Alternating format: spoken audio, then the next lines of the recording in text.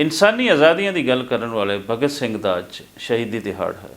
India ਦੇ ਵਿੱਚ ਅਗਰ ਅਸੀਂ ਦੇਖੀਏ ਤੇ ਥਾਂ ਥਾਂ ਤੇ ਸਰਕਾਰੀ ਲੈਵਲ ਤੇ ਇਹਨਾਂ ਦਾ ਸ਼ਹੀਦੀ ਦਿਹਾੜਾ ਮਨਾਇਆ ਜਾ ਰਿਹਾ ਹੈ। ਭਗਤ ਸਿੰਘ ਸੁਖਦੇਵ ਔਰ ਰਾਜਗੁਰੂ ਨੂੰ ਭਰਪੂਰ ਤਰੀਕੇ ਨਾਲ ਯਾਦ ਕੀਤਾ ਜਾ ਰਿਹਾ ਹੈ।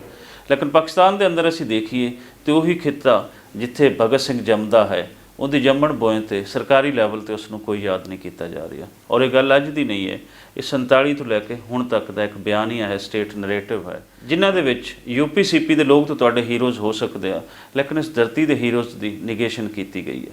ਭਗਤ ਸਿੰਘ ਇਸ ਧਰਤੀ ਦਾ ਹੀਰੋ ਹੈ ਔਰ ਯਾਦ ਕਰਨਾ ਪਏਗਾ ਕਿ ਜਿਵੇਂ ਅਸੀਂ ਦੁੱਲਾ ਭੱਟੀ ਦੀ ਗੱਲ ਕਰਦੇ ਹਾਂ, ਜਿਵੇਂ ਅਸੀਂ ਮਹਾਰਾਜਾ ਰਣਜੀਤ ਸਿੰਘ ਦੀ ਗੱਲ ਕਰਦੇ ਹਾਂ, ਸਰ ਗੰਗਾ ਰਾਮ ਦੀ ਗੱਲ ਕਰਦੇ ਹਾਂ, ਸਰ ਛੋਟੂ ਰਾਮ ਦੀ ਗੱਲ ਕਰਦੇ ਹਾਂ, ਲਾਲਾ ਲਾਜਪਤ ਰਾਏ ਦੀ ਗੱਲ ਕਰਦੇ ਹਾਂ, ਇਹ ਲੋਕ ਇਸ ਧਰਤੀ ਦੇ ਹੀਰੋਜ਼ ਹਨ। ਸੋ ਇਹਨਾਂ ਨੂੰ ਬਗੈਰ ਕਿਸੇ ਮਜ਼ਹਬੀ ਤਸੱਸਬ ਦੇ ਇਹਨਾਂ ਨੂੰ ਯਾਦ ਕੀਤਾ ਜਾਣਾ ਚਾਹੀਦਾ ਹੈ।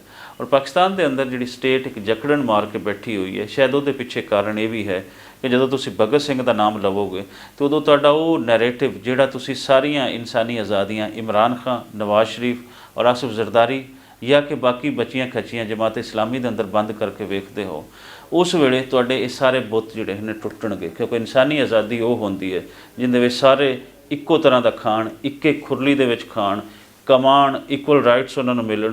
ਇਹੀ ਭਗਤ ਸਿੰਘ ਕਹਿੰਦਾ ਸੀ। ਇਹ ਸਟੇਟ ਸ਼ਾਇਦ ਇਸ ਲਈ ਵੀ ਭਗਤ ਸਿੰਘ ਨੂੰ ਯਾਦ ਨਹੀਂ ਕਰਨਾ ਚਾਹੁੰਦੀ ਕਿਉਂਕਿ ਭਗਤ ਸਿੰਘ ਨੂੰ ਯਾਦ ਕਰੋਗੇ ਤਾਂ ਇਨਸਾਨੀ ਆਜ਼ਾਦੀਆਂ ਦੀ ਗੱਲ ਹੋਏਗੀ, ਔਰ ਇਨਸਾਨੀ ਆਜ਼ਾਦੀਆਂ ਦੀ ਗੱਲ ਹੋਏਗੀ ਤਾਂ ਇਕੁਅਲ ਰਾਈਟਸ ਦੀ ਹੋਏਗੀ। ਇੱਥੇ ਸਟੇਟ ਨੇ ਜਿਹੜੀ ਇੱਕ ਜਕੜਨ ਕਾਇਮ ਕੀਤੀ ਹੋਈ ਹੈ, ਉਹਦੇ ਅੰਦਰ ਪੂਰਾ ਨੈਰੇਟਿਵ ਤੁਸੀਂ ਇਮਰਾਨ ਖਾਨ ਦੇ ਅੰਦਰ ਸੈੱਟ ਕਰ ਸਕਦੇ ਹੋ, ਨਵਾਜ਼ ਸ਼ਰੀਫ ਦੇ ਅੰਦਰ ਸੈੱਟ ਕਰ ਸਕਦੇ ਹੋ, ਆਸਿਫ ਜ਼ਰਦਾਰੀ ਦੇ ਅੰਦਰ ਸੈੱਟ ਕਰ ਸਕਦੇ ਹੋ, ਲੇਕਿਨ ਆਮ ਇਨਸਾਨਾਂ ਦੇ ਵਿੱਚ ਇਕੁਅਲ ਰਾਈਟਸ ਦੀ ਗੱਲ ਉਹ ਇਸ ਸਟੇਟ ਨੂੰ ਵਾਰੇ ਨਹੀਂ ਖਾਂਦੀ। ਸੋ ਭਗਤ ਸਿੰਘ ਅਵਾਮੀ ਲੈਵਲ ਤੇ ਅਸੀਂ ਹਮੇਸ਼ਾ ਇਸ ਨੂੰ ਯਾਦ ਕਰਦੇ ਹਾਂ, ਕਰਾਂਗੇ, ਤਾਂ ਕਿ ਇਹ ਸਟੇਟ ਦੀ ਜਕੜਨ ਟੁੱਟੇ ਔਰ ਇੱਥੇ ਆਮ ਇਨਸਾਨਾਂ ਦੇ ਹੱਕਾਂ ਦੀ ਗੱਲ ਹੋਵੇ।